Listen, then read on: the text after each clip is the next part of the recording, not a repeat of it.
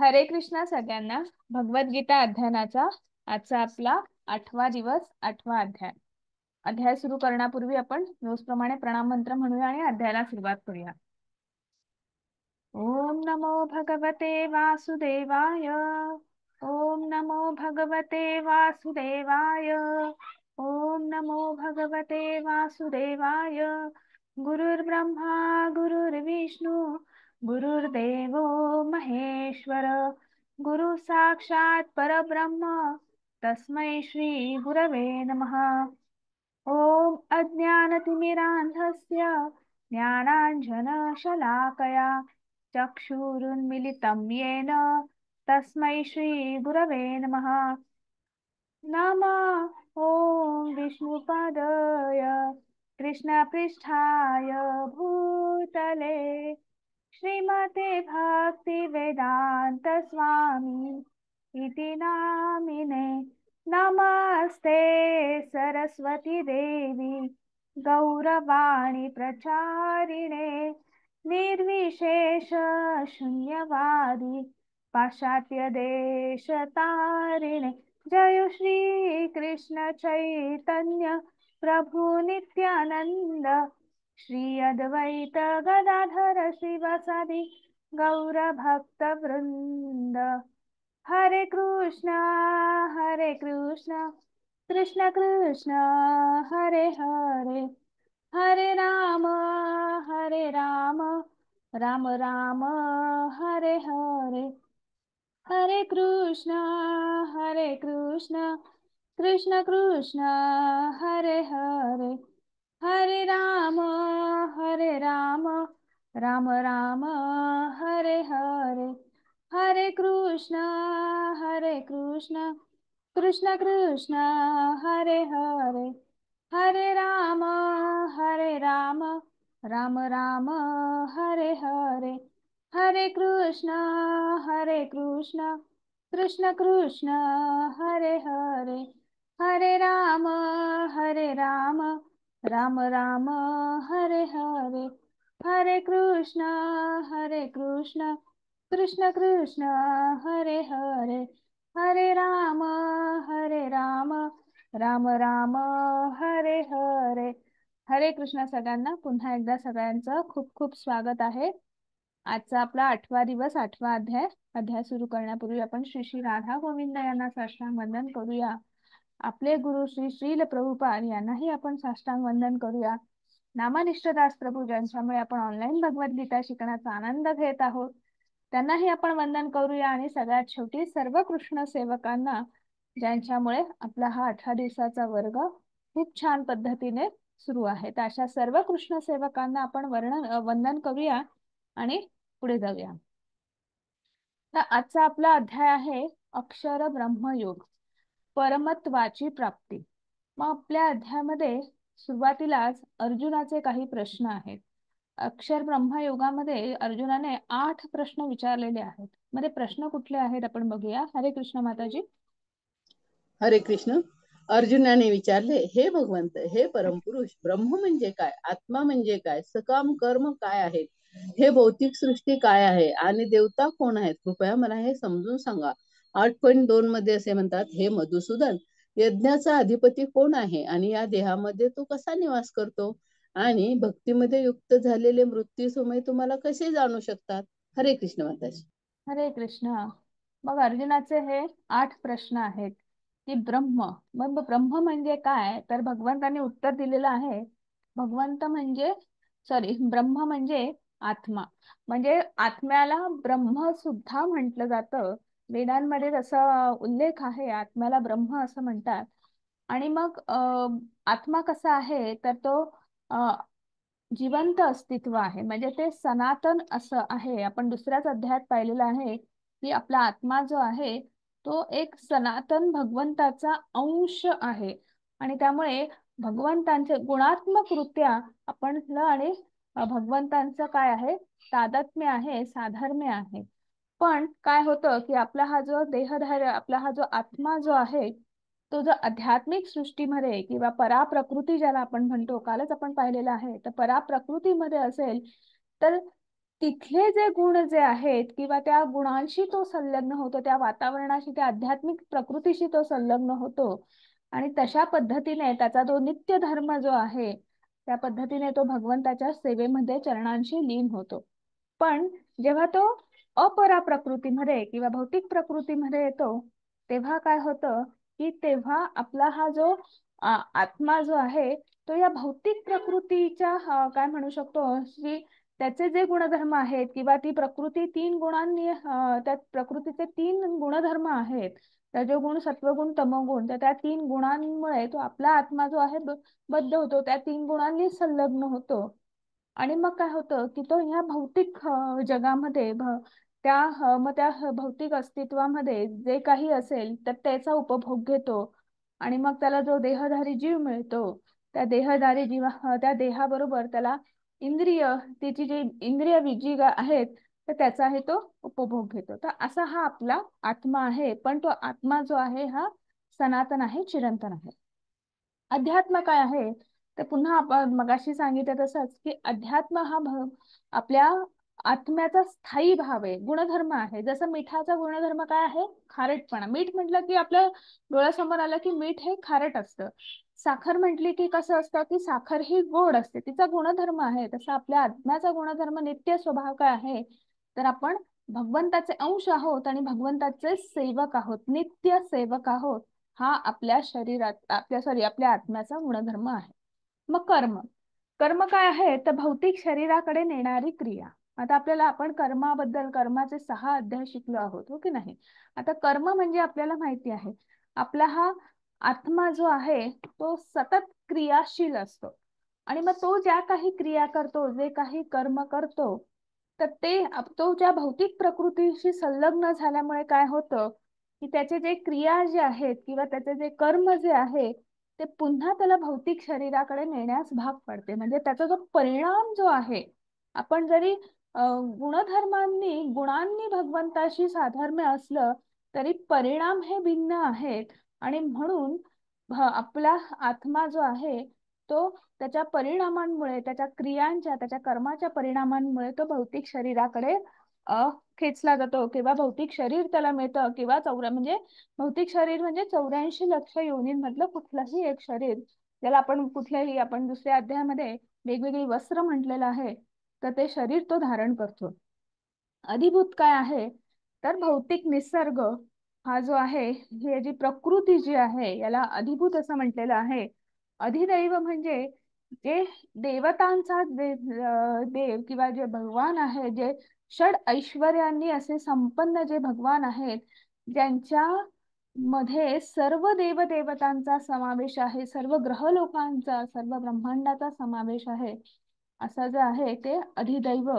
मग अधियज्ञ काय आहे तर अधियज्ञ म्हणजे पुन्हा यज्ञाचा अधिष्ठाता कोण आहे आणि तर तो काय त्यांना म्हणतात परमात्मा, जे भगवंतांचं चतुर्भुज रूप आहे.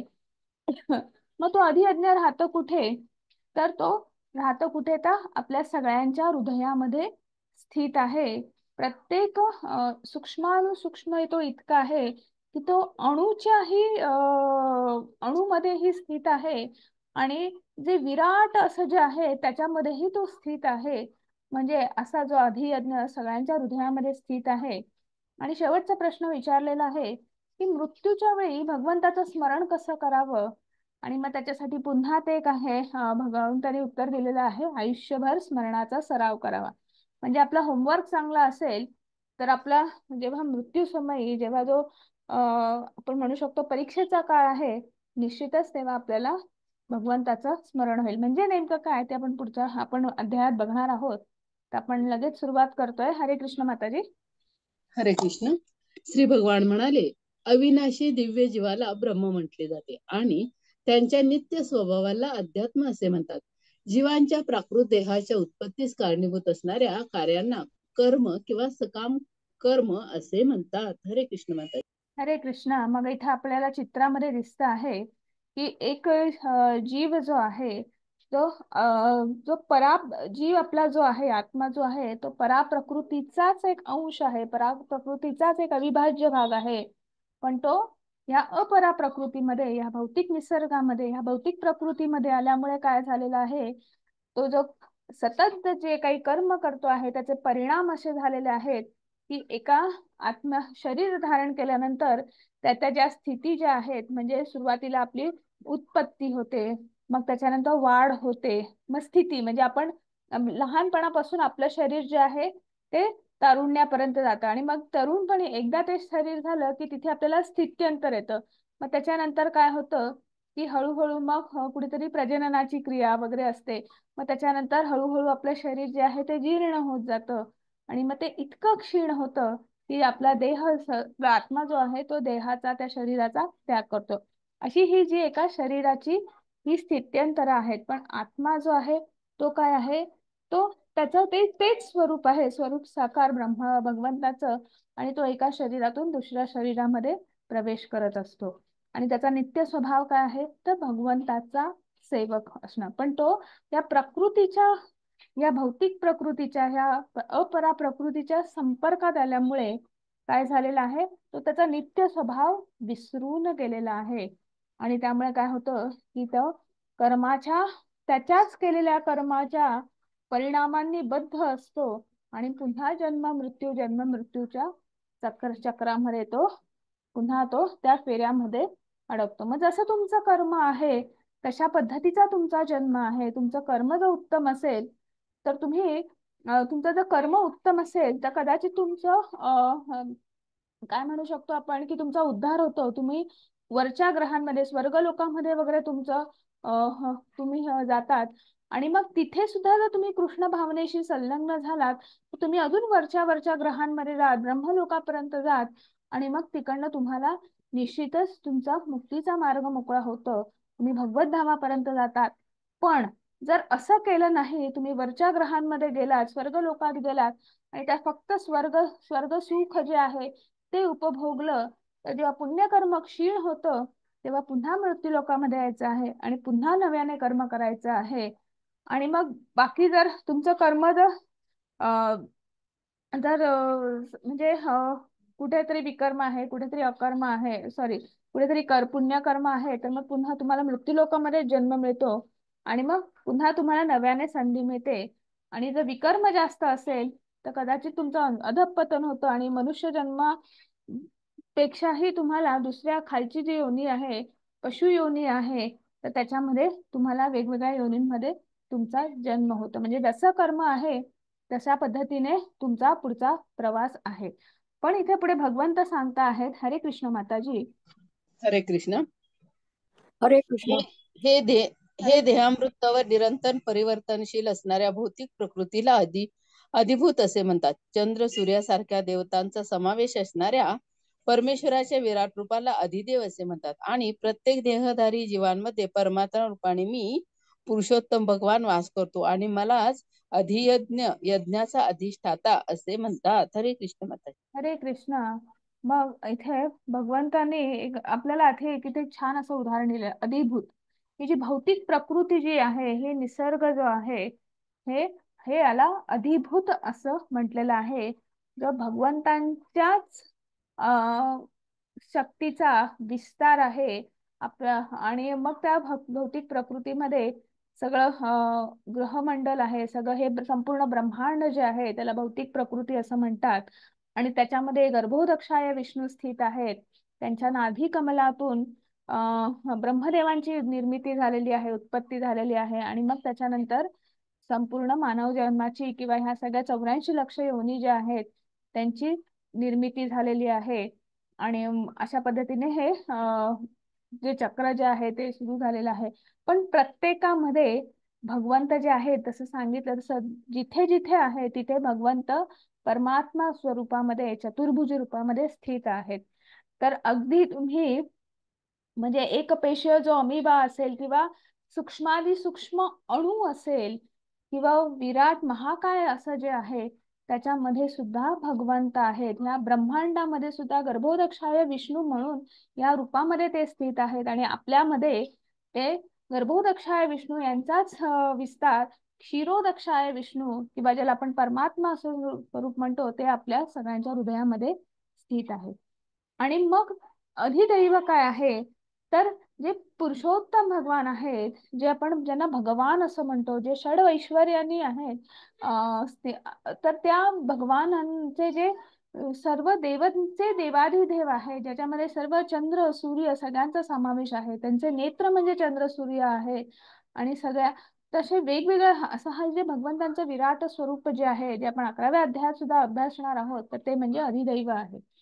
मग आता भगवंत सांगता आहेत की देहधारी जीवामध्ये प्रत्येका आत्म्यामध्ये जे जे इथे तुम्हाला दिसत आहे त्याच्यामध्ये मी परमात्मा म्हणून स्थित आहे, आणि मलाच पुरुषोत्तम भगवान असं म्हणतात, आणि मलाच यज्ञाचा अधिष्ठाता अभियज्ञ सुद्धा म्हणतात.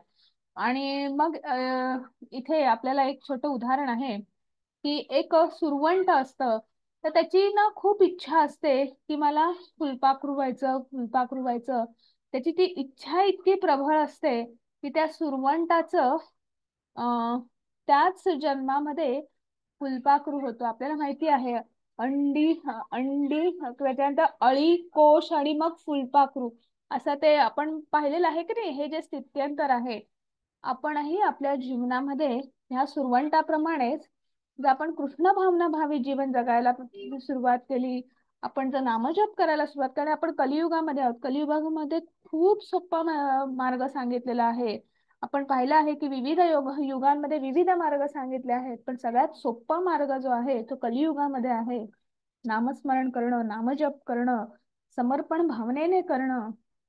आणि मग अशा ह्या नामस्मरण करणं जर आपण केलं तर निश्चितच जसं ह्या सुरवंटाचं फुलपाखरू झालं, तसं आपण निश्चितच आपल्या ह्याच जन्मामध्ये आपण भगवत धामाची प्राप्ती करू शकतो, असं इथे कुठेतरी ह्या उदाहरणावरून सिद्ध होतंय. आणि मग पुढे भगवंत सांगता आहेत, अंतकाले च मामेव स्मरण मुक्ता कलेवरम न प्रयाती समद्भाव याती नास्तत्र संशय. हरे कृष्ण माताजी. हरे कृष्ण.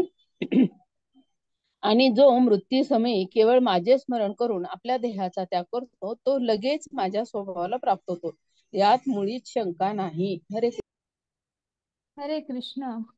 मग आता इथे भगवंत सांगत आहेत की जो मृत्यू समय माझे स्मरण करतो, म्हणजे आता मी मगाशी जसं सांगितलं तसं की आपलं हे जीवन म्हणजे जे आहे, तर आपलं जन्म झाल्यापासून मृत्यू होईपर्यंत आपला हा जो कालावधी जो आहे, त्याला आपलं एक जीवनाचा कालावधी आहे, बरोबर. तर याच्यामध्ये जसं आपण सुरवंटाचं फुलपाखरू होतं तसंच आपण जीवन व्यतीत केलं, म्हणजे तशा पद्धतीने कृष्ण भावना भावी जीवन व्यतीत केलं, तर निश्चितच आपल्याला भगवत धामाची प्राप्ती होते. आणि म्हणून भगवंतांनी हे इथे सांगितलेलं आहे, मृत्यू समय जर तू माझं स्मरण केलं, तर ज्या क्षणी तू देहत्याग करशील, तू माझ्या धामाची प्राप्ती करशील. आणि इथे आपल्याला एक उदाहरण पण आहे. पितामह भीष्म पितामह भीष्म जेव्हा वाणेच्या शय्यावर होते, आणि तेव्हा त्यांनी तेव्हा ते सतत म्हणजे एकीकडे युद्ध सुरू होतं, त्यांना इच्छा मृत्यूचं वरदान होतं, पण आपलं राज्य जे आहे ते एका चांगल्या राजाच्या हाती जावं, जो धर्माचं पालन करणारा असा आहे, आणि त्यामुळे त्यांनी अजूनही प्राण सोडलेले नव्हते. तशाच ते वेदनेमध्ये ते तिथे होते, त्या बाणाच्या शय्येवर होते, पण तिथे ते सतत विष्णू सहस्रनाम जे आहे त्याचं पठण करत होते. आणि जेव्हा युद्ध संपलं, त्यांना कळलं की युधिष्ठिर महाराज जे आहेत ते राजा होणार आहेत, तर तेव्हा त्यांनी त्यांना काही उपदेश केला. आणि भगवंतांना सांगितलं, कारण त्यांना माहिती होतं की भगवान श्रीकृष्ण हे साक्षात पुरुषोत्तम भगवान आहेत. त्यांनी त्यांना सांगितलं की कृपया तुम्ही माझ्या समोर थांबा, मी तुम्हाला बघूनच माझ्या देहाचा त्याग करेल. आणि त्यांनी भगवंताला स्मरण करून साक्षात समोर भगवंत आहेत, त्यांच्या कृपेनेच त्यांनी तिथे त्यांच्या देहाचा त्याग केला. भगवंत इथे तुम्हाला अश्युरन्स देता आहेत की जर तुम्ही माझा स्मरण केलं, तर निश्चितच तुम्हाला अं, तुम्हाला मृत्यूनंतर माझ्या भगवत धामाची प्राप्ती होईल. आणि त्याच्यासाठी आपल्याला 7व्या अध्यायामध्ये 2 श्लोक सांगितलेले आहेत. जरामरण मोक्षाय मामाश्रित्य यतन्ति ते ते ब्रह्म तद्विद्भु कृत्स्मध्यात्मं कर्म चाखिलम साधिभूताधिदैवं मा साधि यज्ञं च ये विदु प्रयाणकालेऽपि च मा ते विदुर्युक्त चेतसः. आणि मग याच्यात भगवंतांनी तेच सांगितलेलं आहे की जर मृत्यूक समयी जर तुम्ही मला माझं स्मरण केलं, मला तुम्ही माझ्या स्मरण करता करता जर तुम्ही तुमचा शेवटचा श्वास जो आहे तो जर सोडला, तर निश्चितच तुम्हाला माझ्या भगवत धामाची प्राप्ती होईल. त्याच्यासाठी आपल्याकडे इथे गोष्टी पण आहेत. आपण एक इथे प्रसंग बघणार आहोत, कारण की आपण सध्या कलियुगामध्ये आहोत. आणि आजच्या आपल्या ह्या युगामध्ये अं, की काय कसं म्हणजे आपण भगवंतांना आपण आठवण करू शकतो किंवा नाही. आणि त्याच्यासाठी इथे आपल्याला एक छोटीशी गोष्ट अशी आहे, ही महाभारतातल्या शांती पर्वातली आहे, सॉरी याच्यातली आहे, अरण्यक पर्वातली आहे. आणि 13 वर्षाचा वनवास झालेला असतो. आणि युधिष्ठिर महाराज, त्यांचे 4 भावंड आणि द्रौपदी हे सगळेच एकदा जात म्हणजे एका वनातून जात असताना त्यांना तहान लागते. द्रौपदीला वगैरे त्यांना तहान लागते. मग ते सगळे युधिष्ठिर महाराज म्हणतात, आम्ही या झाडाखाली थांबतो, इथे आजूबाजूला पक्षी दिसत आहेत, म्हणजे नक्कीच जवळपास कुठेतरी इथे तळ असण्याची शक्यता आहे, तर आम्ही इथे थांबतो. आणि त्यांनी सहदेवला सांगितलं की तू जाऊन पाणी घेऊन ये. सहदेव गेला, परत काही आला नाही. मग नकुल गेला, म्हणून मग त्यांनी नकुलला पाठवलं. नकुल गेला, त्याची तीच तऱ्हा, तो काही परत आला नाही. मग त्यांनी अर्जुनाला पाठवलं की बाबा काय झालं, एवढा का वेळ लागतोय. अं तर मग अर्जुनही गेला, अर्जुनही परत आला नाही.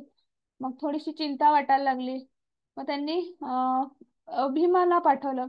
भीमही गेला, भीमही परत आला नाही. मग अजून जास्त चिंता वाटायला लागली. मग युधिष्ठिर महाराज म्हणतायत द्रौपदीला की तू इथेच बस, कुठे जाऊ नको, मी बघतो काय झालं आहे आणि आम्ही पाणी घेऊन येतो. मग स्वतः युधिष्ठिर महाराज गेले. आणि थोड्या अंतराने पुढे गेल्यानंतर त्यांना तळ दिसलं. आणि नुसतं तळ नाही दिसलं, तर तळाच्या खाली आपले 4ही भावंड जे आहेत ते मूर्छित अवस्थेमध्ये त्यांना पडलेले दिसले. बघून त्यांना थोडासा धक्का बसला, आजूबाजूला बघताय तर कोणीच नाही. म्हणून त्यांना शुद्धीवर आणण्यासाठी तळ्यातलं पाणी ते उंजळीमध्ये घ्यायला गेले. तेवढ्यात आवाज आला आणि त्यांनी सांगितलं की माझ्या पाण्याला हात लावायचा नाही, हे माझं तळ आहे. तुला जर हात लावायचा असेल तर माझी परवानगी लागेल. आणि माझी परवानगी अशी आहे की जर माझ्या प्रश्नांची उत्तरं दिली तर आणि तरच तू या तळ्यातलं पाणी पिऊ शकतो, नाही तर तुझी अवस्था ही तुझ्या भावंडांसारखीच होईल. युधिष्ठिर महाराज जे होते त्यांनी लगेच ओळखलं.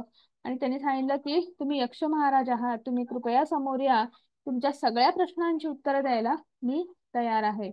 आणि मग त्यांनी एक प्रश्न विचारला, की त्यांचा प्रश्न असा होता की या पृथ्वी तलावर किंवा या मृत्यू लोकामध्ये सगळ्यात म्हणजे आश्चर्यकारक असं काय आहे, आश्चर्यजनक असं काय आहे. आणि मग त्याच्यावर युधिष्ठिर महाराजांनी उत्तर दिलं, अहनी अहनी भूतानि गच्छन्ति ह यमाला शेषा स्थिरम मिच्छामी किम आश्चर्यम अत परम. आणि मग हरे कृष्ण माताजी. हरे कृष्ण. शेकडो आणि हजारो जीव प्रत्येक मृत्यूला भेटतात, परंतु एक मूर्ख प्राणी तरीही स्वतःला मृत समजतो आणि मृत्यूची तयारी करत नाही. ही जगातील सर्वात अद्भुत गोष्ट आहे. हरे कृष्ण माताजी. हरे कृष्ण. मग इथे भगवान युधिष्ठिर महाराजांनी इतकं छान उत्तर दिलेलं आहे की शेकडो जीव, हजारो जीव प्रत्येक क्षणी मृत्यूला भेटत असतात. आणि तरीही एक कुठलाही प्राणी जो आहे किंवा कुठलाही मनुष्य प्राणी जो आहे तो मृत्यूची तयारी करत नाही. म्हणजे तो असा थाटात वावरत असतो जीवनामध्ये, तो असा जीवन व्यतीत करत असतो की जणू आपल्याला काही अमर, आपण अमरच आहोत. सॉरी. आणि एकच मिनिट, मी पाणी पिऊन आले.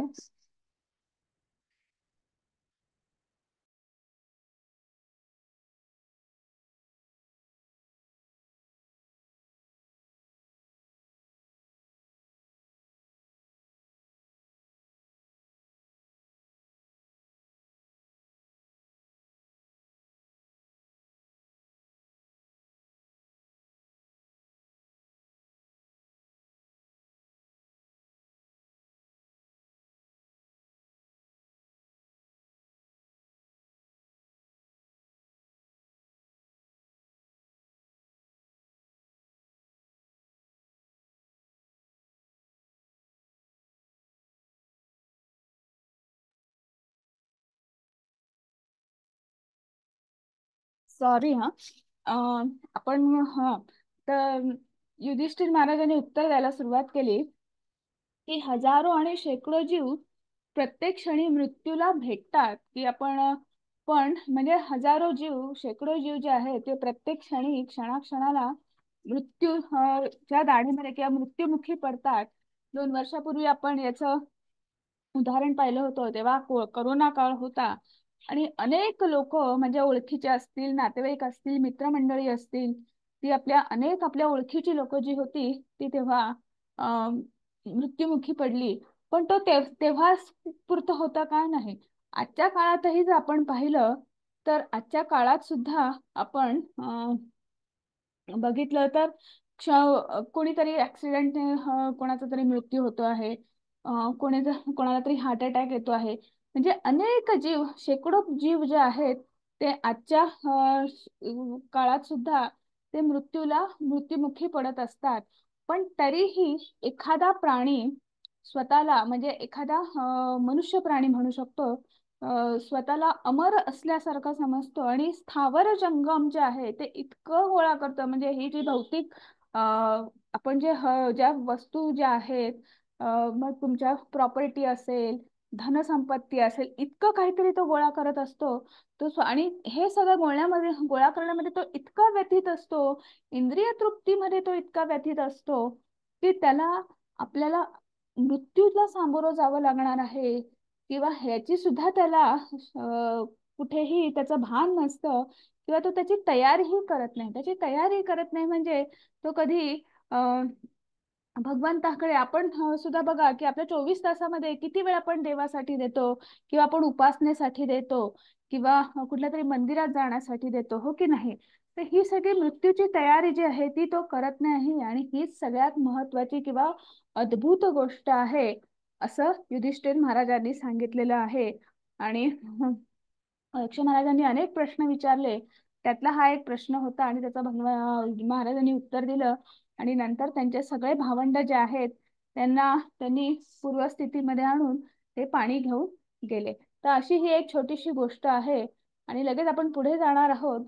आणि भगवंत तेच सांगत आहेत की तुम्ही जर माझं स्मरण केलं तर निश्चितच तुम्हाला भगवत धामाची प्राप्ती होईल. पण जर तुम्ही माझं स्मरण नाही केलं किंवा तुम्हाला तुमच्या स्मरणात जे असेल त्याची तुम्हाला पुढच्या जन्मात प्राप्ती होते, कारण की कर्माचा परिणाम म्हणून आपल्याला पुढचं शरीर मिळत असतं की नाही. आणि मग त्याच्यावर भगवंत सांगत आहेत यम यम वापी स्मरण भाव त्यज्यत्यंते कलेवरम तम तम वैती कौंतेय सदा तद्भाव भावितः. हरे कृष्ण माताजी. हरे कृष्ण. हे कौंतेय, आपल्या देहाचा त्याग करीत असताना मनुष्य ज्या ज्या भावांचे स्मरण करतो त्या त्या भावांची तो निसंदेह प्राप्ती करतो. हरे कृष्ण माताजी. हरे कृष्ण. एकच मिनिट हा. मगाशी मला ते अमित प्रभूजींनी हँड रेस केला होता. अमित प्रभूजी. हा माताजी, ते ऍक्च्युली ते जे आधीचा जो युधिष्ठिराचा श्लोक होता त्याच्यात ते मृत समजतो असं ते मला वाटलं की ते चुकीचं आहे बुवा. अमर समजतो असं हवं ना ते, म्हणजे हा नाही जिवंत नाही माणूस तो, असं. नाही नाही ते हे आहे, टायपो आहे तो. ओके ओके, हा हा ठीक. हा ओके. हरे कृष्ण. हा तर इथे सांगितलेलं आहे असं की यम यम वापी स्मरण नित्य, म्हणजे तुम्ही देहत्याग करताना ज्या भावाचं स्मरण करता, म्हणजे तुमच्या मनामध्ये जो भाव आहे, एखाद्याची इच्छा असते, तर तशा प्रकारचा जन्म पुढच्या याच्यात त्यांना मिळत असतो. भगवंत सांगतात निस्संदेह त्याची प्राप्ती होते. आणि त्याच्यासाठी आपल्याला ना भरत महाराजांची गोष्ट आहे.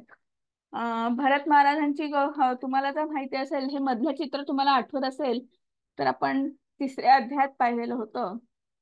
आणि आज भरत महाराजांची गोष्ट पुन्हा आपण सांगणार आहोत. तर ही श्रीमद भागवतम मधली कथा गोष्ट आहे.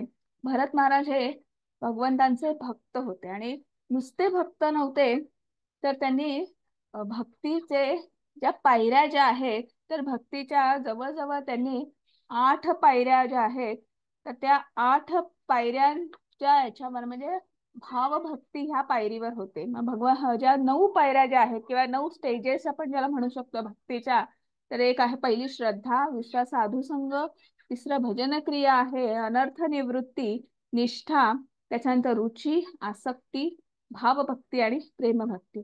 तर हे भरत महाराज जे होते ते भावभक्ती या पायरीवर होते आणि ते उत्तम पद्धतीने राज्य सांभाळत होते. त्याच्यानंतर वृद्ध झाले, मग त्यांनी आपल्या राज्याचा जे काय असेल कारभार जो आहे तो मुलांकडे दिला, सोपवला आणि त्यांनी वानप्रस्थाश्रम जो आहे तो स्वीकारला. वनात गेले, भगवंतांची पूजा अर्चा उपासना सगळं जे काही यज्ञोपविधी जो आहे तो सगळं करता आहेत, चालू आहे. आणि असं झालं की जेव्हा एके दिवशी सकाळी ते जेव्हा त्यांनी बघितलं की एक हरिण जी आहे ती मादी हरिण होती आणि ती गर्भवती होती आणि जीवाचा अकांत तांडव करून ती पळतीये आणि अगदी अक्षरशः जीव मुठीत घेऊन पळती आहे. आणि मग त्यांनी पाहिलं की त्या हरिणीच्या मागे एक वाघ सुद्धा पळतो आहे आणि बाजूने एक नदी जात होती. तर त्या हरिणीने त्या नदीमध्ये उडी घेतली आणि ती गर्भवती असल्यामुळे तिने तिथेच जन्म दिला तिच्या पाडसाला. आणि पण त्या पाडसाला तिथेच ठेवलं आणि ती नदी ओलांडून गेली. वाघ सुद्धा तिच्या मागे नदी ओलांडून गेला आणि त्या वाघाने त्या हरिणीला खाऊन टाकलं तिथं तिचं.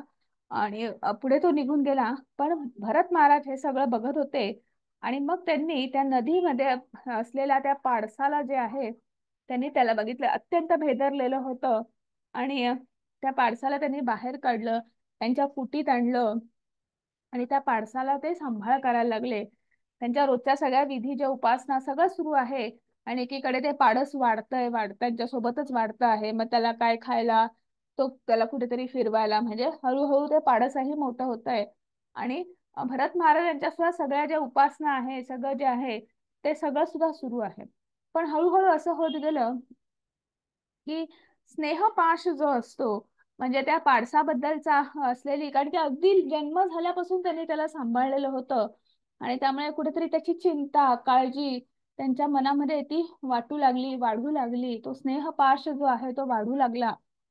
आणि मग सतत त्यांची उपासना सुद्धा करत असताना तो जो समर्पित भाव पाहिजे तो कुठेतरी कमी होऊ लागला. कारण की एकीकडे उपासना सुरू आहे पण दुसरीकडे माझी उपासना सुरू असताना हे कुठे इकडे तिकडे गेलं तर, त्याला कोणी खाल्लं तर, किंवा तर तो कुठे हरवला तर, वाट चुकला तर, असे विचार मनामध्ये येत होते. आणि त्यामुळे तो पूर्ण समर्पित भाव जो हवा तो कुठेतरी कमी पडत होता असं म्हणू शकतो, किंवा तो नव्हता.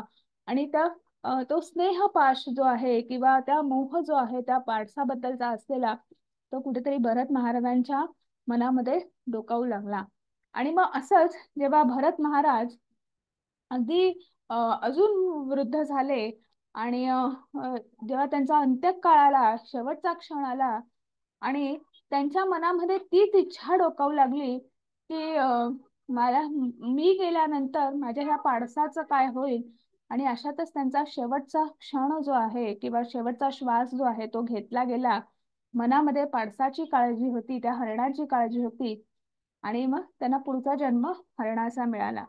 पण तेवढं एकच की त्या स्नेहपाशामध्ये ते अडकले, तेवढं एकच कर्म पुरेसं झालं. पण म्हणून पुढचा जन्म जो आहे त्यांना जो भाव मनात होता त्याच भावाचं परिणाम म्हणून पुढचा जन्म हरणाचा मिळाला. पण गाठीशी एवढं सगळं पुण्यकर्म असल्यामुळे ते हरिण जे होतं ते कुठल्या तरी भक्तांच्याच एका कुटीपाशी ते वाढत गेलं. त्यामुळे तिथे असलेले सगळे यज्ञोपविधी, सगळे उच्चारण, जे सगळे मंत्र उच्चार आहेत वगैरे, ते सगळं सगळं त्या हरणाच्या सगळ्या त्या त्या याच्यामध्ये ते सगळं ऐकत होते. आणि पुढच्या त्यांना जन्म जो मिळाला तो जडभरताचा मिळाला आणि त्याच्यानंतर त्यांना मुक्ती मिळाली. आणि असं जे आहे की म्हणजे तुम्ही भरत महाराज जे भावभक्तीच्या पायरीवर असून सुद्धा त्यांना जो कर्माचा परिणाम जो आहे तो चुकला नाही. तर बघा आपल्या सामान्यांचं काय. म्हणजे म्हणून भगवंत सांगता आहेत की तुम्ही तुम्ही माझ्या भक्ती करा किंवा कृष्ण भावना भावित जीवन जगा. आणि त्याच्यासाठी त्यांनी सांगितलेलं आहे, तस्मात सर्वेषु कालेषु मामानुस्मर युद्धच मय्यार्पित मनोबुद्धी माम वैश्यस्य संशय. हरे कृष्ण माताजी. हरे कृष्ण. म्हणून अर्जुना, तू सदैव माझ्या कृष्णाच्या रूपात विचार कर आणि त्याच वेळी तुझे युद्धाचे विहित कर्तव्य पार पाड. मला समर्पित केलेले तुमचे कार्य आणि तुमचे मन आणि बुद्धी माझ्यावर स्थिर केल्याने तुम्ही निसंशयपणे माझी प्राप्ती कराल. हरे कृष्ण माताजी. हरे कृष्णा. मग इथे भगवंत सांगत आहेत, म्हणून तू नेहमी कृष्ण रूपाने माझा विचार कर. तुझे विहित कर्म जे आहे ते तू पार पड आणि तू अगदी सुरुवातीपासूनच माझी भक्ती करायला लाग. म्हणजे इथे आपल्याला प्रल्हाद महाराजांचं उदाहरण आहे. प्रल्हाद महाराजांनी मातेच्या उदरामध्ये असल्यापासून भगवंताचे भक्त झाले होते आणि अगदी लहानपणापासून ते भगवंताची भक्ती करत होते. आणि नुसते ते करत होते का तर नाही, त्यांनी आपल्या सगळ्या सवंगड्यांना खेळायला आले की त्यांना कृष्णाची भक्ती करायला लावायचे, त्यांचा हरिनाम म्हणायला लावायचे. म्हणजे लहानपणापासून जेव्हा आपण कृष्णाचा जन्म कृष्णाची भक्ती करू तेव्हा कुठेतरी जेव्हा कृष्णा जन्मा आपण भावनाभावी जीवन जगायला सुरुवात करू आणि मग जसं सुरवंटाचं फुलपाखरू झालं तसं कदाचित आपलं सुद्धा शेवटच्या क्षणी मृत्यू समयी आपण भगवंतांचं जर आपण स्मरण केलं तर आपल्याला एकाच जन्मामध्ये हे आपल्याला भगवद्धाम ची प्राप्ती होऊ शकते. आणि म्हणूनच भगवंतांनी आपल्याला सांगितलेलं आहे किंवा प्रभुपाद सुद्धा सांगतात की तुम्ही 16 माळ जप करा, म्हणजे निश्चितच तुम्हाला अं भगवद्धामाची प्राप्ती होईल किंवा कृष्ण भावनाभावी जीवन जगल्यामुळे आता नाही तर क्रमशः तरी आपण आध्यात्मिक उन्नती करू शकतो. एक छोटस उदाहरण देते. मी युवा वर्गाचे क्लास घ्यायची तेव्हा मी त्यांना हे उदाहरण द्यायची की आपल्याकडे बघा आपण परीक्षा असतात, त्या असतात साधारण मार्च एप्रिल मध्ये असतात आणि जर टर्म सुरू होतो, अकॅडमिक इयर जे सुरू होतं ते जून मध्ये सुरू होतं साधारण. जर आपण जून पासून अभ्यास करायला लागलो तर निश्चितच जो मार्च एप्रिल मध्ये जाणारा जो पेपर आहे, जी फायनल एक्झाम जे आहे ते आपल्याला खूप सोपी जाणार आहे. पण तेच आपण बाबा आता परीक्षा आल्या म्हणून फेब्रुवारी मध्ये पुस्तक उघडलं, जानेवारी फेब्रुवारी मध्ये पुस्तक उघडलं आणि अभ्यास करायला लागलो तर मला सांगा आपला पेपर कसा जाईल, आपल्याला किती मार्क मिळतील आपल्याला, हो की नाही? आपल्या आयुष्याचं सुद्धा असंच आहे. जन्म आणि मृत्यू हा जो कालावधी आहे म्हणजे हा एक प्रकारचा अकॅडमिक इयर आहे, आपल्याला मिळालेली संधी आहे. आपल्याकडे फार मोठा गैरसमज आहे की 60 झाल्यानंतर आपण सगळं रिटायरमेंट झालेलं आहे, मुलाबाळांची लग्न झाली, सगळं झालं, चला आता देवदेव करायला मोकळं. नाही, आपल्याला तसं काहीही करायचं नाही. प्रपंच करता करता परमार्थ साधायचा आहे. आणि लहानपणापासून जर आपण आपलं जे जीवन जे आहे, जे कृष्ण भावना भावी जीवन जगलो, आपण उपासना केली, नामस्मरण केलं आणि ते करता करताच आपण प्रपंच केला तर निश्चितच आपल्याला सुरवंटाचं फुलपाखरू होतं तशी संधी आपल्याला सुद्धा उपलब्ध होऊ शकते. आणि मग आपल्याकडे भगवंतांनी तेच सांगितलेले आहे, अभ्यास योग युक्तेन चेत्स नान्यागमिना परमपुरुषम दिव्यम याती पार्थानुचिंतयत. हरे कृष्ण माताजी. हरे कृष्ण. जो परमपुरुष भगवंताचे ध्यान करतो त्याचे मन सतत माझ्या स्मरणात गुंतलेले असते, मार्गांपासून अविचलित असते, तो हे पार्थ अर्जुना तो माझ्यापर्यंत नक्कीच पोहोचतो. हरे कृष्णा. मग इथे भगवंत सांगत आहेत की जो माझं कृष्ण या रूपाचं, भगवंत या रूपाचं ध्यान करतो आणि सतत माझ्याच स्मरणामध्ये गुंतलेला असतो, तो ह्या मार्गापासून कधीच विचलित होत नाही आणि जरी झाला तरी तो माझ्यापर्यंत पोहोचतो. आणि त्याच्याकडे आपल्याला एक उदाहरण आहे अजामिलचं. हे सुद्धा श्रीमद भागवतम मधलं उदाहरण आहे. अजामिल एक मूळचा ब्राह्मण होता, ब्राह्मण कुटुंबामध्ये जन्माला आला होता आणि आपल्या वडिलांबरोबर तोही सगळे जे काही यज्ञोपवीत, जे काही सगळे ते विधी सगळं सगळं शिकला होता आणि तो खूप छान पद्धतीने सगळं सांभाळत होता. सगळे जे कर्म जे आहेत ते करत होता. आणि तरुणपणी त्याचं लग्न झालं, तरुण झाला, लग्न झालं, अत्यंत गुणवान सुंदर अशी पत्नी मिळाली. आणि तो जे काही आहे ती सगळी पूजा असेल, यज्ञविधी असेल, तो खूप छान पद्धतीने सगळे कर्मकांड जे आहेत ते करत होता.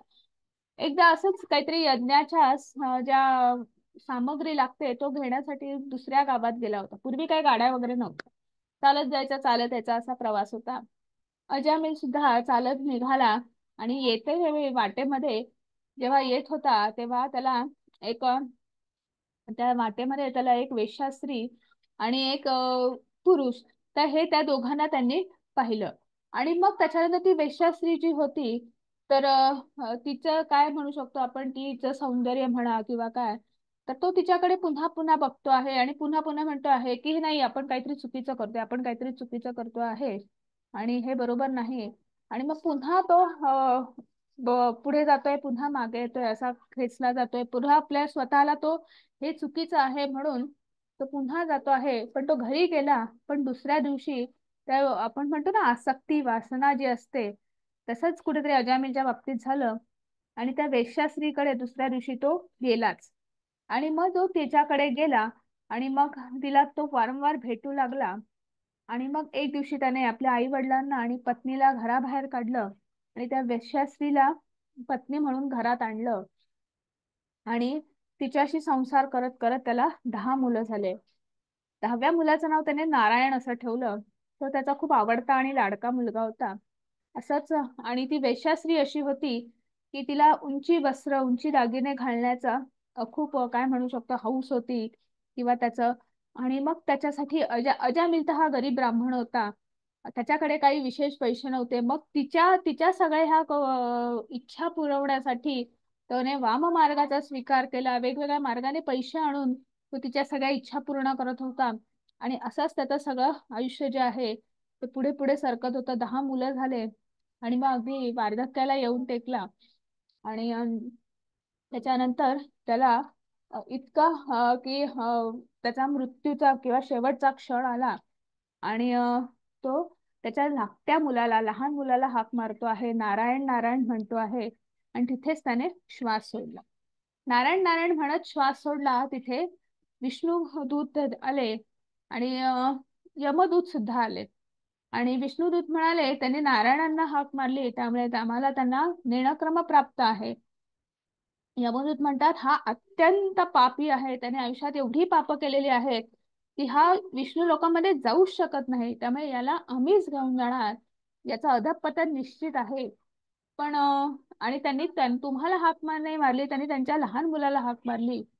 आणि पण त्यांच्यामध्ये काहीतरी चर्चा झाली आणि ते म्हणे, नाही आपण असं करूया की याला पुन्हा मृत्यू लोकांमध्ये, की याचा पुन्हा तो जो आत्मा जो आहे त्या शरीरामध्ये आपण सोडून जाऊया. आणि मग हे सगळं जे आहे ते तो जो आत्मा जो आहे तो सगळं ऐकतोय, बघतो आहे अजामिलचा. आणि मग पुन्हा ते प्राण जे आहे त्या शरीरामध्ये ते सोडले आणि दोघं विष्णुदूतही गेले, यमदूतही गेले. आणि खटकन काय म्हणू शकतो, अजामिलला जाग आली.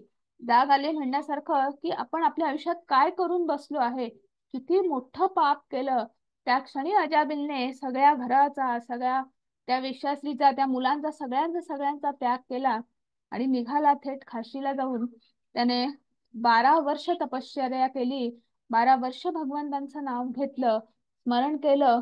आणि मग त्यांना शेवटी मग तिथे त्यांनी प्राण त्यागत असताना भगवंतांचं स्मरण केलं आणि त्यांना विष्णुदूत येऊन त्यांना घेऊन गेले आणि त्यांच्या पापाचं परिमार्जन झालं. अशा पद्धतीने भगवंत जे आहेत की तुम्ही जर त्यांचं मृत्यू समयीचं स्मरण केलं तर निश्चितच तुम्हाला भगवंत जे आहेत भगवत लोकामध्ये घेऊन जातात. पण त्यासाठी आपण भगवंतांची जी पूजा अर्चा करतो किंवा जे अर्च विग्रह जे आहेत, तर ते कसं किंवा आपण कशा पद्धतीने भगवंतांची भक्ती करायची, तर ते पण इथे भगवंतांनी सांगितलेलं आहे. हरे कृष्ण माताजी. हरे कृष्ण. मनुष्याने परमपुरुषाचे सर्वज्ञ, पुरातन, नियंता, अणुपेक्षाही सूक्ष्म सर्व गोष्टींचे पालन करता, सर्व भौतिक कल्पनांच्या अतीत असणारे अचिंत्य आणि नित्य पुरुष या रूपामध्ये ध्यान केले पाहिजे. परमपुरुष सूर्याप्रमाणे तेजस्वी आहेत.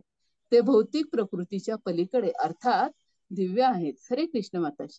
हरे कृष्णा. मग आपण जेव्हा भगवंतांचं ध्यान करतो, उपासना करतो, तेव्हा त्यांच्या साकार स्वरूप, साकार रूपावर आपण जर त्यांची उपासना केली, ध्यान केलं, तर निश्चितच त्याची फलप्राप्ती होते. आपल्याला कर्मयोगामध्ये वेगवेगळ्या योग पद्धती सांगितलेल्या आहेत. ध्यान योग आहे, ज्ञान योग आहे, कर्मयोग आहे. पण जर आपण भक्ती योगामधून जर आपण भगवंतांची भक्ती केली किंवा कृष्ण भावना भावी जीवन व्यतीत केलं, तर निश्चितच आपल्याला अधिक गती आहे किंवा आपला उद्धार जो आहे तो पटकन होऊ शकतो किंवा तो सोपा मार्ग आहे.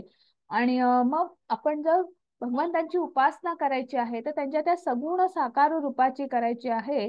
आणि मग ते सगुण साकार रूप जे आहे ते आपल्या ध्यानामध्ये आपल्याला धारणा म्हणून धरायचं आहे. मग ते अत्यंत तेजस्वी असं रूप आहे, मनमोहक असं रूप आहे. आणि इथे आपल्याला एक अचिंत्य शब्द हे आहे की अचिंत्य म्हटलेलं आहे बऱ्याच ठिकाणी. अचिंत्य म्हणजे जे आपल्या कल्पनेच्याही पलीकडे आहे, आपल्या चिंतनाच्याही पलीकडे आहे. इतकं जे त्याच्या म्हणजे अशी एक अप्रकट अशी जी जे लोक आहे आणि तिथे भगवंत राहतात. त्यांचं जे रूप जे आहे, त्यांचं जे ऐश्वर्य जे आहे, आपण त्याचा विचारही करू शकत नाही, त्यांच्या विस्ताराचा आपण विचारही करू शकत नाही. अशा या नित्य पुरुषाचं, पुरुषोत्तम भगवंतांचं आपण भगवान स्वरूपामध्ये त्यांचं स्मरण केलं पाहिजे आणि त्यांच्या त्या दिव्य स्वरूपाचं आपण स्मरण केलं पाहिजे. आणि भगवंत सांगत आहेत की प्रतिदेवता सुद्धा, वेगवेगळ्या देवता सुद्धा भगवंतांचं वेगवेगळ्या रूपामध्ये स्मरण करतात. ब्रह्मदेव जे आहेत त्यांचं गर्भोदक्षाय विष्णू या रूपावर स्मरण करतात. आणि जे भगवान शिवशंकर जे आहेत ते भगवंतांचं कृष्ण रूपावरच त्यांची धारणा धरून त्यांचं स्मरण करतात, त्यांची उपासना करतात. आणि मग पुढे आपल्याला सांगितलेलं आहे भगवंतांनी की आपण जर नाही उपासना केली किंवा सर्वसामान्य जीवांचं काय होतं तर मामुपेत्य पुनर्जन्म दुःखालयम अशाश्वतम नाप्नुवन्ति महात्मान स संती परमाम गता. हरे कृष्ण माताजी. हरे कृष्ण माताजी. हरे कृष्ण माताजी. मला प्राप्त झाल्यानंतर महान आत्मे जे भक्तीमध्ये योगी आहेत ते कधी त्या तात्पुरत्या जगात परत येत नाहीत, जे दुःखाने भरलेले आहेत, कारण त्यांना सर्वोच्च पूर्णता परमसिद्धी प्राप्त झाली आहे. हरे कृष्ण माताजी. हरे कृष्ण. मग आता तुम्हाला एक शेजारी बघा एक व्हिडिओ प्ले होताना दिसतो आहे. तर तो मनुष्य जो आहे तर तो उड्या मारतो आहे, पण तो काही केल्या त्या बाहेर पडत नाही. पण तो दुसरा मनुष्य आहे बघा, सहज दरवाजा उघडला तो बाहेर पडला. आपलंही असंच आहे. हे जे ब्रह्मांड जे आहे हे काय आहे, दुःखालयम अशाश्वतम. आलय म्हणजे काय, आलय म्हणजे घर, हो की नाही. आपण विद्यालय, ग्रंथालय, त्याच्यानंतर भोजनालय असे वेगवेगळे आपल्याला माहिती आहे. तसं हे हे ब्रह्मांड जे आहे, हे मृत्यूलोक जे आहे हे काय आहे, दुःखाने भरलेलं असं घर, हो की नाही. जन्म मृत्यू जरा व्याधी हे चार गोष्टी ज्या आहेत त्या कोणाला चुकल्या आहेत का, त्या सगळ्यांना आहेत, हो की नाही. तर अशा ह्या दुःखालयामध्ये आपण काय करतो, आता इथे सांगितल्याप्रमाणे हे ब्रह्मांड जे आहे ते एका तुरुंगासारखं आहे. आणि आपण ती मोहमाया जी आहे ती, ते आच्छादन जे आहे ते इतकं कठीण आहे, इतकं दुष्कर आहे की ते काही भेदणं केवळ आणि केवळ अशक्य आहे. आणि मग आपण ह्या अशा उड्या मारत राहतो. तो व्हिडिओ प्ले होतो आहे ना, तरी पण मग पुन्हा आपण येऊन त्या दुःखामध्ये पुन्हा जन्म पुन्हा मृत्यू या चक्रामध्ये आपण अडकत राहतो. पण जर आपण भगवंतांची भक्ती केली, विशुद्ध भक्त बनण्याचा प्रयत्न केला, कृष्ण भावना भावित जीवन जगण्याचा प्रयत्न केला, तर निश्चितच आपल्यासाठी हा असा दरवाजा उघडेल. आणि ह्या ब्रह्मांडातून, ह्या दुःखालयांमधून आपण जिथे चिरशांती आहे, जिथे सच्चिदानंद, जिथे असा आनंद आहे, तर तिथे आपण त्या पराप्रकृतीची किंवा भगवत धाम जे आहे तर तिथे आपण निश्चितच आपल्याला त्याची प्राप्ती होऊ शकते. आणि मग पुढे भगवंत सांगता आहेत. हरे कृष्ण माताजी. हरे कृष्ण. भौतिक जगतातील सर्वोच्च ग्रहांपासून खालपर्यंत सर्व ठिकाणी आहेत जिथे वारंवार जन्म आणि मृत्यू होतो, परंतु हे कुंतीच्या पुत्रा, जो माझ्या निवासस्थानी पोहोचतो तो पुन्हा जन्म घेत नाही. हरे कृष्ण माताजी. हरे कृष्ण. मग भौतिक जगामध्ये भगवंत सांगत आहेत की अगदी सर्वोच्च ग्रहापासून खालपर्यंत ही सगळी दुःखाचीच ठिकाणं आहेत. तुम्ही स्वतःचा उद्धार केलात आणि जर तुम्ही स्वर्गलोकात जरी गेलात तरी, पुण्यकर्म वाढलं असेल, स्वर्गलोकात जरी गेलात तरी तर तुमचं पुण्यकर्म क्षीण झाल्यानंतर तुम्हाला परत मृत्यूलोकामध्ये यायचं आहे, पुन्हा नव्याने कर्म करायचं आहे. आणि जर तुमचं कर्म हे विकर्म असेल, पापकर्म असेल, तर तुमचं अधःपतन होतं आणि तुम्हाला नरक यातना, नरक वेदना भोगाव्या लागतात. आणि मग अशा जेव्हा अधःपतन होतं तेव्हा त्यांच्या भगवत धामापर्यंत येणाऱ्या ज्या आशा आहेत, ज्या त्या ज्या संधी ज्या आहेत त्या मिळणं केवळ आणि केवळ अशक्य होतं. आपण चौथ्या अध्यायामध्ये बघितलेलं आहे. आजच्या अध्यायामध्ये भगवंतांनी पुन्हा आपल्याला सांगितलेलं आहे. हरे कृष्ण माताजी. हरे कृष्ण. मानवी गणनेनुसार ब्रह्मदेवाचा एक दिवसाचा कालावधी म्हणजे 1000 युगे एकत्र केली जातात आणि त्याच्या रात्रीची कालावधी देखील अशीच आहे. जेव्हा ब्रह्माचा दिवस प्रगट होतो तेव्हा ही जीवसृष्टी अस्तित्वात येते आणि ब्रह्माच्या रात्रीच्या आगमनाने ते सर्व नष्ट होतात. पुन्हा पुन्हा तो दिवस येतो आणि हा प्राणी यजमान सक्रिय असतो आणि हे पार्था पुन्हा रात्र घडते आणि ते असहाय्यपणे विरघळतात. हरे कृष्ण माताजी. हरे कृष्ण. ब्रह्मदेवाचा एक दिवस, ज्याला कल्प असं म्हणतात, तर हजारो युग एकत्र केल्यानंतर जो ब्रह्मदेवाचा एक जो दिवस असतो तो उगवतो आणि त्याची रात्र झाली की तेवढाच तो 1000 वर्षांचा कालावधी आहे. आणि जेव्हा ब्रह्मदेवाचा दिवस उगवतो, उजाडतो, तेव्हा ती जीवसृष्टी अस्तित्वात येते आणि देवाच्या रात्रीच्या वेळेस ती पुन्हा जीवसृष्टी जी आहे तिचं काय होतं, पुन्हा प्रलय येतो आणि ती असहाय्य पद्धतीने त्या सगळ्या प्रलयामध्ये विरघळते. आणि असा जवळजवळ 100 वर्षाचा कालावधी, म्हणजे असे दिवस रात्र असा असा हजारो वर्षांचा म्हणजे आपल्या मानवी गणनेनुसार हजारो वर्षांचा कालावधी आहे. आणि एक जीव जो आहे, आपला जीव जो आहे, आपला आत्मा जो आहे, तो ह्या कालावधीमध्ये हजारो वेळा जन्म घेतो आहे आणि हजारो वेळा तो त्याचा मृत्यू होतो आहे. आणि जेव्हा ब्रह्मदेवाची रात्र होते, जेव्हा प्रलय होतो, तेव्हा काय होतं की तो असहाय्य पद्धतीने ह्या सृष्टीमध्ये त्या प्रलयामध्ये विरघळतो आणि पुन्हा नव्याने जेव्हा दिवस येतो तेव्हा पुन्हा नव्याने तो कुठली तरी 84 लक्ष योनी आहेत त्यातले एक योनी तो धारण करतो. पण याच्यापेक्षाही एक वेगळी प्रकृती आहे आणि त्याचा इथे भगवंत सांगता आहेत. हरे कृष्ण माताजी. हरे कृष्ण. याहून अनेक अव्यक्त प्रकृती आहे जी या व्यक्त आणि अव्यक्त जड पदार्थांच्या पलीकडे आहे आणि सनातन आहे. ती परा आणि अविनाशी आहे. संपूर्ण जगताचा जरी प्रलय झाला तरी ती प्रकृती नष्ट होत नाही. हरे कृष्ण माता.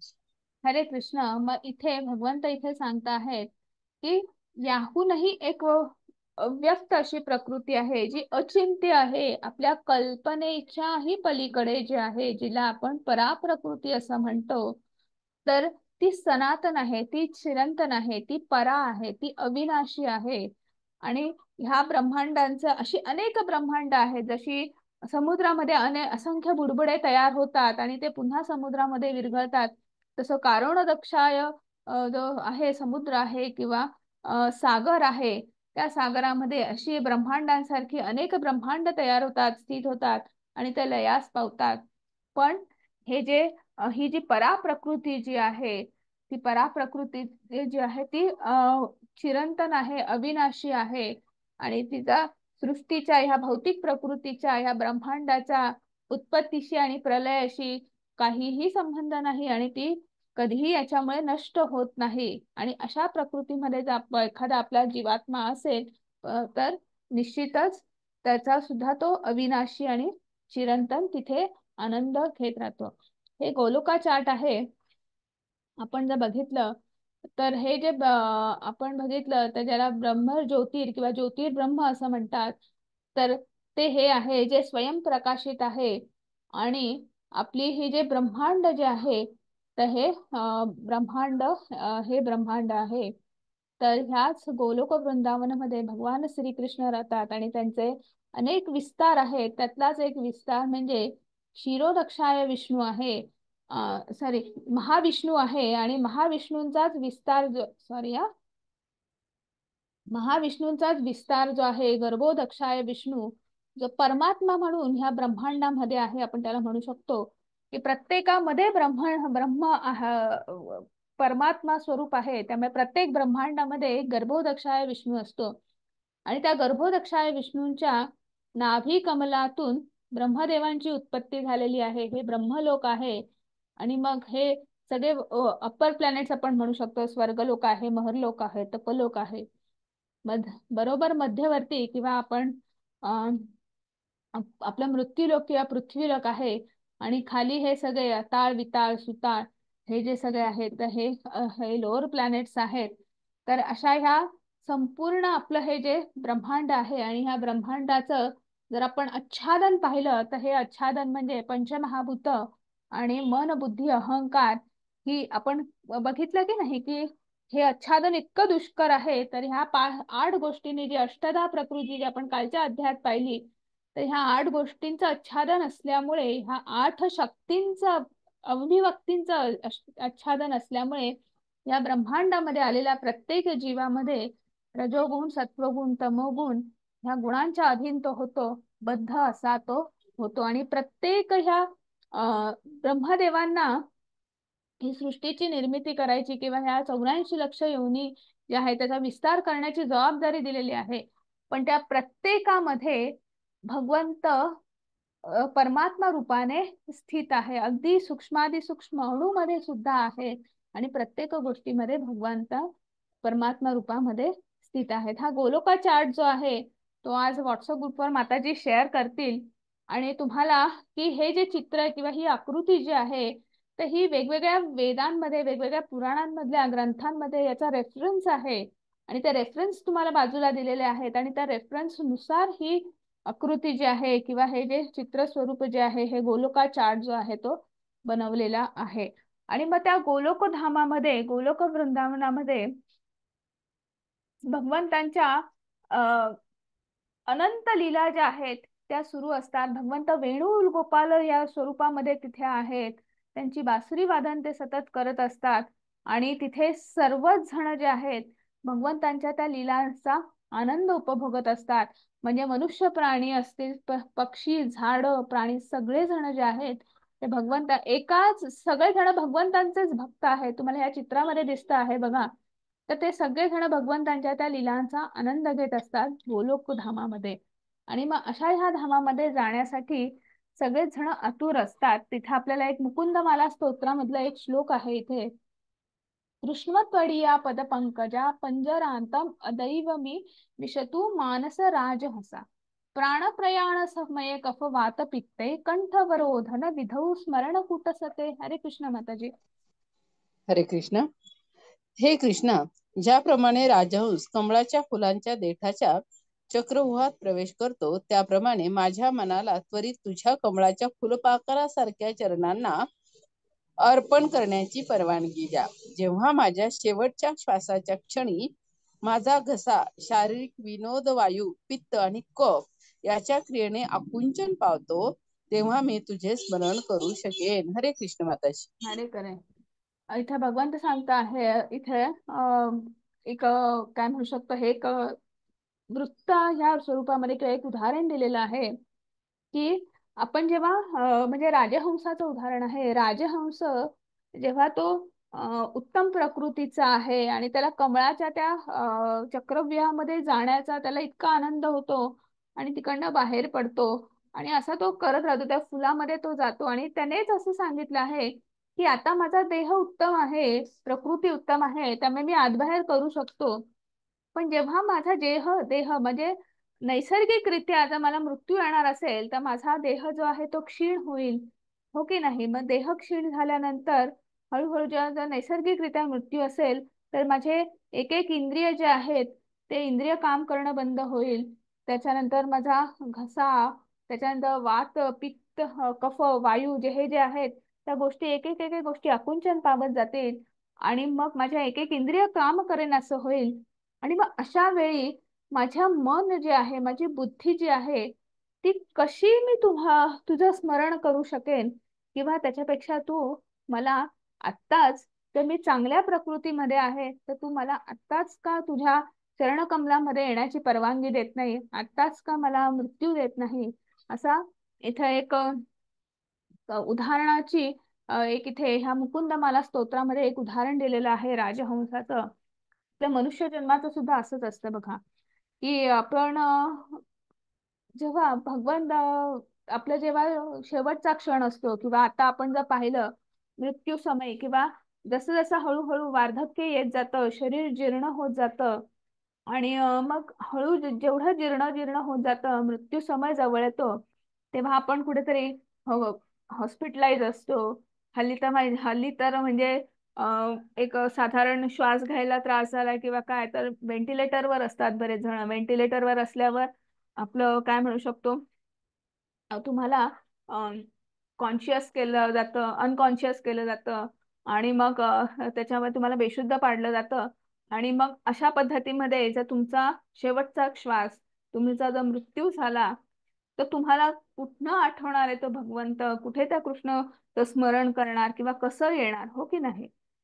आणि म्हणून इथे अ, म्हणून आपल्याला भगवंत किंवा आपल्याला प्रभुपाद यांनी सांगितलेलं आहे की आपल्याला एक कलियुगामध्ये आपल्याला काय करायचं आहे, की त्यांनी एक नियमावली घालून दिलेली आहे की तुम्ही रोज 16 माळा जो आहे तो जप करा.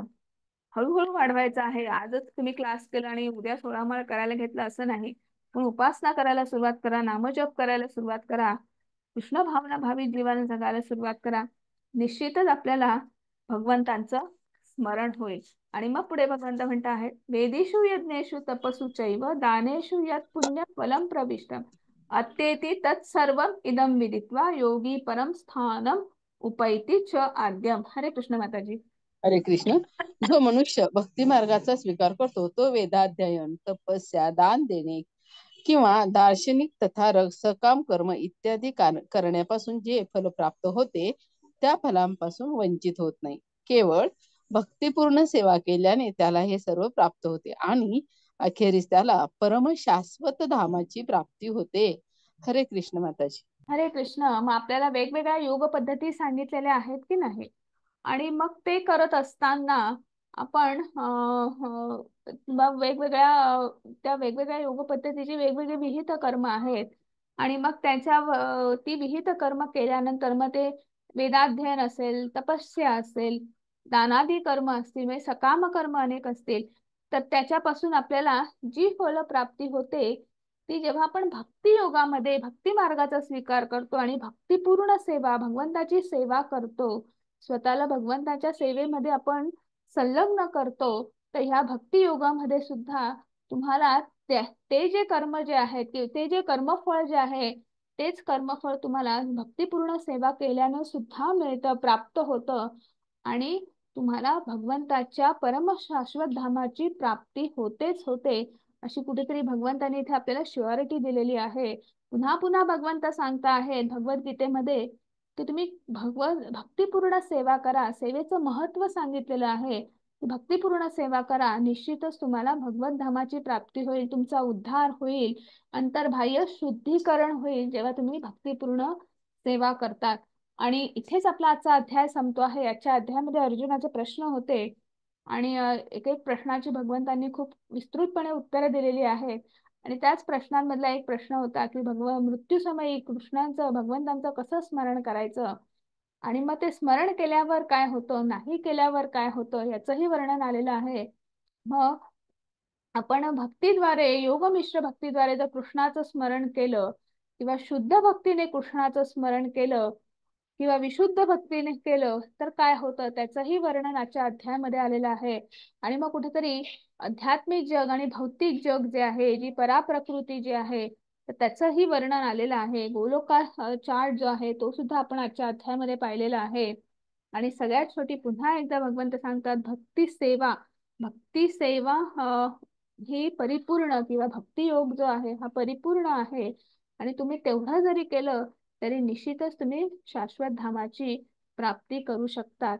आणि इथेच आपला आजचा अध्याय संपतो आहे, समाप्त होतो आहे. हरे कृष्णा सगळ्यांना.